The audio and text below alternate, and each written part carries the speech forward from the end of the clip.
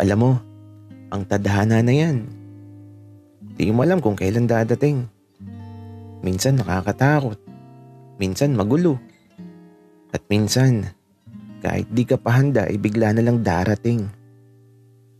Kaya kapag dumating siya bigla sa buhay mo, sumabay ka lang sa agos at huwag kang matakot.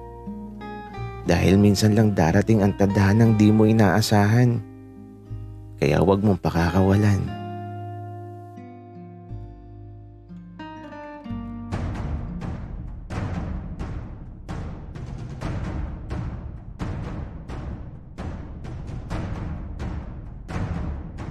Kaibigan, huwag mong kalimutan mag-subscribe sa aming channel at huwag din kalimutan i-click ang notification bell at subscribe button. Subscribe na!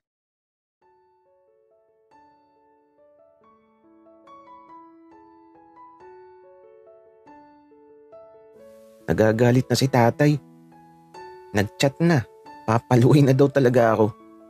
Kasi kung saan-saan daw ako nasuot. Kaya ito, nagpaalam na muna ako sa tatay ni Rafael. Sabi ko babalik ako. Magpapakita lang ako kay tatay. Kaya ito, hinanap ko na kagad si tatay. At nang makita ko na siya, lumapit ako kaagad na nakangiti. Kaya lang paglapit ko, hinila niya yung tenga ko. Ang sakit. Tatay, ang sakit. Nakakainis ka naman eh. Ang dami nakatingin, nakakahiya. Saka ba kasi galing? Kanina pa ako naghahanap sa'yo. Tatay, wala naman ako ibang pupuntahan. Tsaka, nakipagkwentuhan lang ako. May nakilala kasi ako. Uy, binata na talaga ang anak ko. Babae ba yan? Maganda ba? Tatay, lalaki po. Wika ko, tapos nagulat si tatay. Tatay, tara. Papakilala kita. Wika ko, tapos eto. Wala nang nagawa si tatay. Kasi, hinawakan ko na ang kamay niya. Tapos eto, kinaladkad ko na siya. Patungo sa silid kung nasan si Rafael. Anak, teka nga, kaninong silid tong papasukin natin? Tatay, dun sa nakilala ko. Tara na sa loob. Wika ko at eto, di na ako napigilan ni tatay. Pumasok na din siya sa loob at ipinakilala ko na kagad siya sa tatay ni Rafael. Manong, tatay ko po. Wika ko at eto, nagkamayan ng dalawa at nagsimula na sila mag-usap. Naririnig ko ang pinag-uusapan nila. Ang tungkol sa nangyari tapos ayun, parang naiiyak na naman si Manong. Kaya to the rescue si tatay. Bahala na muna silang mag-usap dun. Basta ako, nandito lang sa tabi ni Rafael. Pinagmamasdan ko lang siya habang natutulog. Ang gwapo pala niya sa totoong buhay. Makinis, tapos pink ang mga labi niya. Mahaba ang pilik mata, tapos ang ganda ng buhok niya. At matangos pa ang ilong. Napakagwapo niya, promise. Di nakakasawang pagmasdan ng mukha ni Rafael sa malapitan. Nak, dito ka muna. Lalabas lang kami saglit. Sige po, tatay. Wika ko naman. Pero saan sila pupunta? Iyo, Noah. Pakibantayan muna ang anak ko Wika ng tatay ni Rafael, kaya ito, ngiti lang ang naging sagot ko. At ayun, umalis na sila. At dahil walang ibang tao dito, may gusto akong gawin. Okay lang naman siguro kung gagawin ko yun. Wala namang nakakakita. Sinimulan kong haplusin ang pisngin ni Rafael. Ala, Ang kinis at ang lambot.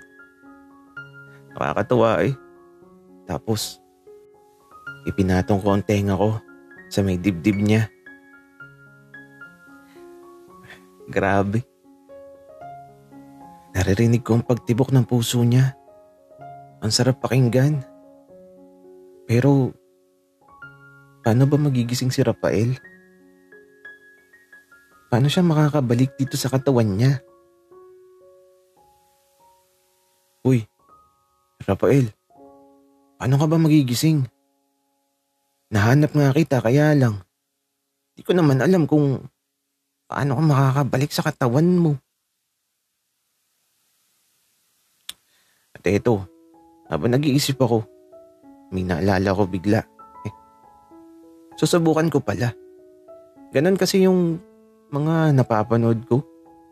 Yung kapag hinalikan sa labi magigising na daw sa pagkakatulog. Sabi dun sa napanood ko yun, may dadating daw na isang prinsipe. Tapos, siya ang hahalik sa prinsesa para magising to. Kaya lang di naman prinsesa si Rafael. Mas mukha siyang prinsipe na natutulog. Sige, yun na lang talaga ang gagawin ko. Isang halik sa labi ni Rafael. Pero teka, baka may makakita sa akin. Dapat alisto ako. Kaya ito, gagawin ko na talaga. Dahan-dahan kong inilapit sa labi ni Rafael ang labi ko. Kinakabahan ako ng sobra. Kaya ito, nang malapit na, bigla akong nakarinig na may nagbukas ng pintuan. Kaya ito, napatigil. Kaya kunwari, inaayos ko ang buhok ni Rafael. Hi sir, ngayon lang po kita nakita dito. Kaano-ano niyo po ang pasyente? Wika ng nurse sa akin. Magkaibigan kami. Wika ko naman. At ngumiti lang yung nurse na babae. At habang sinusuri niya si Rafael, tuloy-tuloy lang siya sa pagsasalita. Nako sir, hindi na ako bata pero alam mo, bagay kayo. Parehong gwapo. Ay nako, bakit ba ang mga gwapo ngayon gwapo na din ang gusto?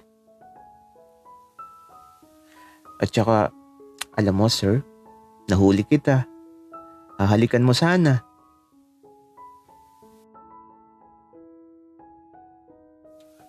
Nurse, teka lang. Hindi yan totoo. Sir naman, kunwari pa Sige na, aalis na ako. Ituloy mo na ang paghalik mo sa natutulog na prinsipe. Napakamot na lang ako sa ulo ko. Kasi naman, ang kulit ng nurse na yun.